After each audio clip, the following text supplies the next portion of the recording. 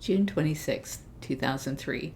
Howie asks Alan Lorber for tax advice. Alan Lorber was his cousin. Howie wrote, Alan Lorber, and I put in parentheses Howie's elderly cousin, is very smart and very good at estate planning, and tax matters are his specialty. His answer was more complex than my simple question. He would be happy to help you if you would like to talk to him. What he does not know, he can readily find out. And then this was an email from Alan back to Howie. And he says, Hi, Howie. Life insurance is subject to federal estate tax, but since it went to a wife, it qualifies for the marital deduction, resulting in no tax. A more important question is Carole required to file a federal estate tax return? If her husband's estate exceeded a certain amount, the answer is yes, although there would not be tax because of the marital deduction. The certain amount depends on the gross value of the estate for estate tax purposes and the particular year in which he died. I do not know if the year he died for federal estate tax purposes is the year in which he was declared dead or the year he first disappeared. So email me both years and also mail a copy of the court order which determined he died. In determining the gross amount of her husband's estate for estate tax purposes, you must include, among other things, bank accounts, annuities, securities, real estate, IRA accounts, pension and profit, plan funds, collections, and 1/2 of any property they owned with a right of survivorship, such as a residence.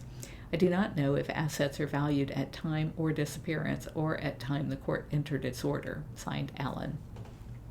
And then Howie had shared that with me, and I wrote back to Howie saying, Dear Howie, thank you for inquiring about the necessity of a tax return on the estate. My CPA, who is a tax attorney, says that I don't have to pay tax on the estate because it is calculated as of the day of death, and since we had 5.5 years to prepare for that, there was nothing left in the estate by the time Don was legally declared dead in December of 2002. He disappeared August 18, 1997.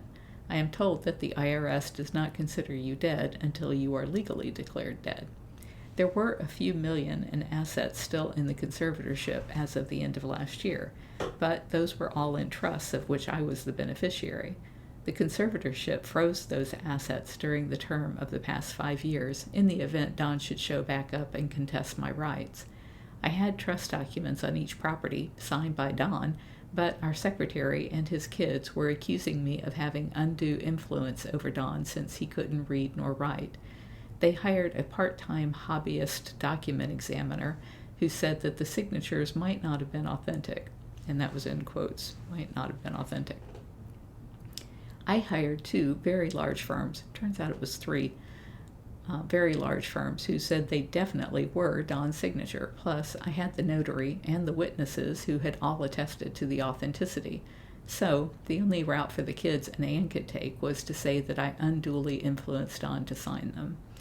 Had I lost that battle, then I would not have been able to be a co-conservator for the past 5 years, and everything I had worked for would have been invested by the other conservator into safe things like stocks, and in retrospect, what a mess that would have been. I consented to subjecting the estate to the co-conservatorship, and later was able to prove what I believed to be his incompetence, and was awarded sole conservatorship. At the time of my consent, there was over $2 million that was Don's, but I gave $1.2 to his kids, and the conservatorship costs and the fees and attorney's fees ate up the other $1 million plus. That left the estate owing me hundreds of thousands of dollars. We, the kids, the secretary, and I, had all agreed not to include the insurance policy in the estate. Their attorney asked to set it up that way, and mine said it didn't matter, so I agreed. We have each agreed to pay whatever our own portion of the tax is, if any. By exempting it from the estate, I don't know if there would be tax consequences on it now. My CPA tried to call me at the sanctuary, and I haven't gotten back to her yet. Hopefully tomorrow I will have a few minutes to call. Carole.